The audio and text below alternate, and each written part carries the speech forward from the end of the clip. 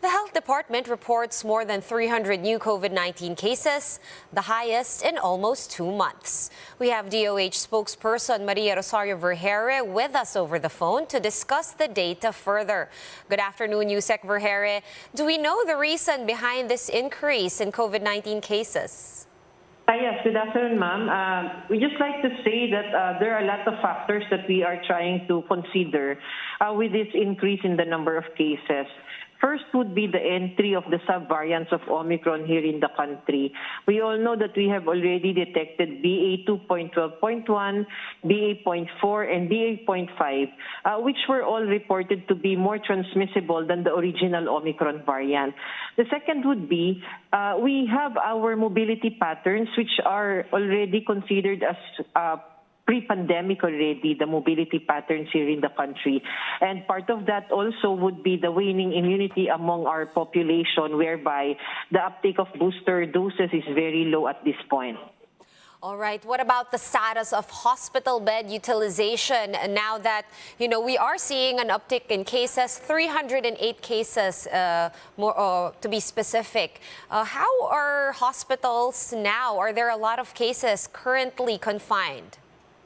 Actually, when we look at the number of hospital admissions at this point, yes, there are slight increases, but it is still at that point where we are not supposed to panic.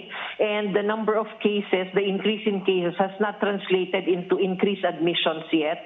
And also the number of severe and critical cases are not going high. So the population has to understand that we all need to live with the virus, meaning if there would be no severe or critical cases, or the severe and critical cases are low, and hospitals will not be full, and then we are okay, and we can just continue to practice our minimum public health standards to further prevent transmission in the population. All right. With regards to the number of cases, which regions or cities in particular are seeing an uptick in cases? Is it mostly in the NCR? Well, it is not just the National Capital Region where we are seeing increase in cases.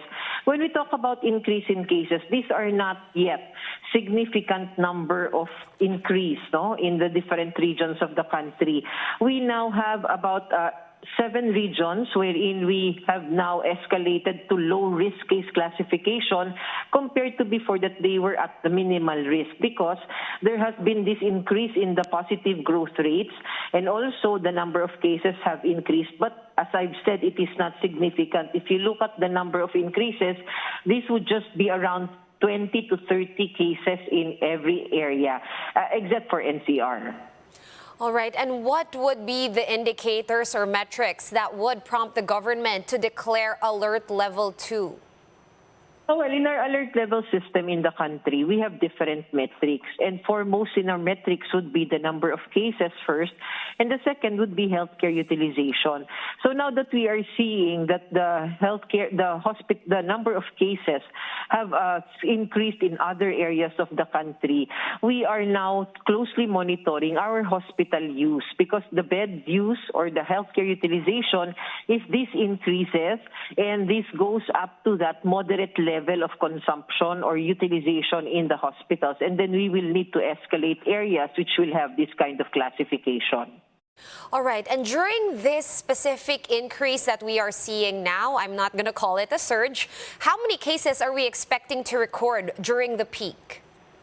Well, we are not having this surge. As I've said, there is no significant increase yet, although it has increased. And of course, we are trying to closely monitor, because in the previous, we only had low cases. And now that we are seeing this slow increase in cases, we need to be closely monitoring this. So there are projections that have been done by our experts, wherein they say we have the scientific assumptions that we have included, where if the booster uptake remains to be at this level wherein it is very low, and also if, of course, minimum public health standards will be reduced, the compliance to this, and the waning immunity that is being observed because of this low booster uptake, they are projecting that by the start of August of this year, there would be increase in the number of hospitalizations, and we are looking at around 7,000 cases per day in the National Capital Region. But just to clarify to our population, these are projections. This is not cast in stone. We use this so that we can better prepare, and it can guide our planning also.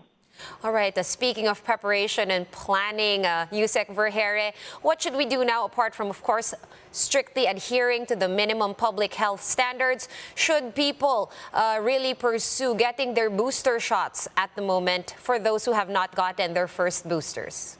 Yes, that is what we are recommending to the population because there had been studies already that our vaccines, our primary series, the first and the second dose, had been affected by this Omicron variant, meaning the immunity that we have received from our primary series has been reduced to lower numbers. That's why we need to have our boosters, and based on the study, we can up our immunity to as much as 81% against severe infections and deaths if we receive our booster shots. So now that our population, there are a lot of eligible population for us here in the country for the booster shots. We have about 54 million, and only about 25% of these 54 million have received their booster shots. So just imagine 75% of these eligible population are becoming vulnerable again to severe illnesses and deaths. All right, thank you for taking the time out of your day to explain all those things to us. DOH spokesperson Maria Rosario Vergeire over the phone. Thank you, ma'am.